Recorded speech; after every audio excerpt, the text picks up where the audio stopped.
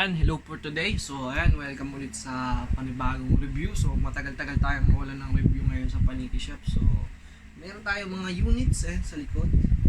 Mga LCT units ng tactical to machine gun to rifle. So ngayon meron tayong maliit na AK na re-reviewin. So ang AK pistol kumbaga tawagin. Then sa iba ay mga AK lightweight. Then kung ano pang tawag nila. So, ang review natin ngayon ang LCT AK-74U. The classic Bin Laden weapon. So, kung makakalala niyo si Bin Laden, sa mga Russian, ayan.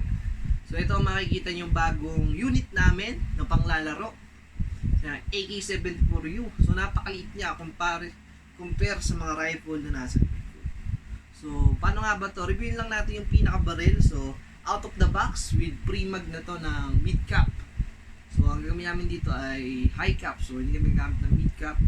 Then, upgraded na doon to. Meron kagandang LCT. Maganda ang internals niya. Konting-konti lang ang papalitan mo.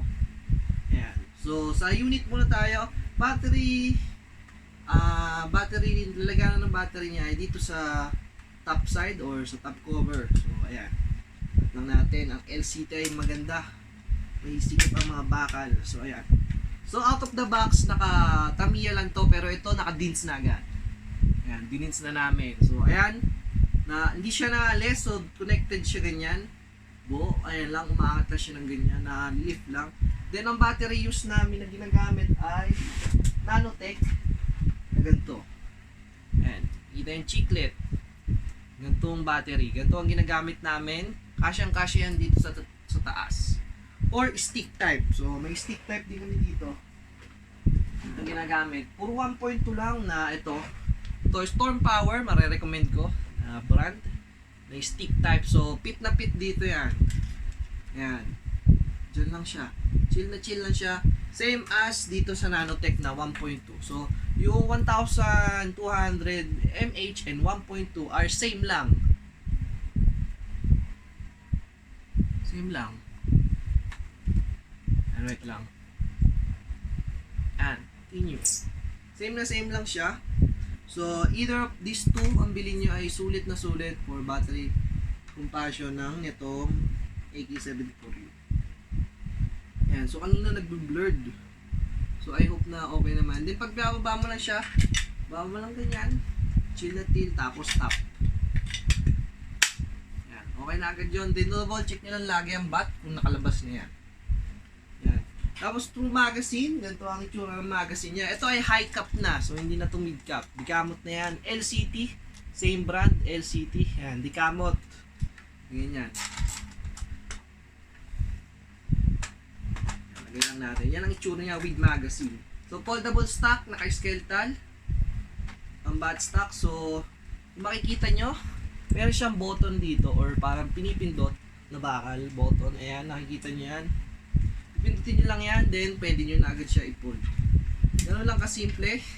Magiging AK na maliit na siya. Ganyan. Pwede nyo itap yan para malak.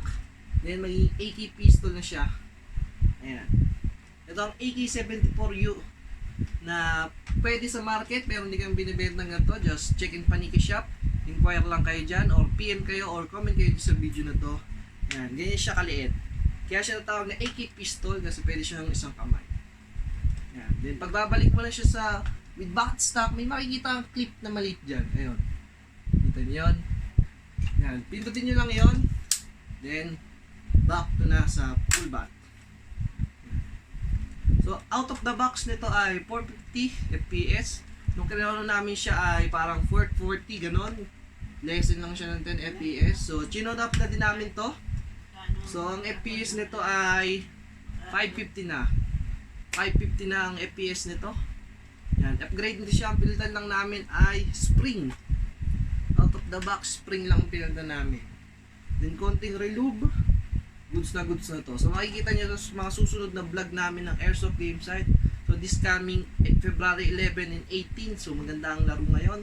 Dito sa AK-47 ay Dadayo ang South. May laro kami. Then, sa February 18 ang Rakrakan. So, wait nyo na lang sa 18 yung bakbakan na yun. Makikita nyo to gamit namin. So, see you guys sa susunod na vlog.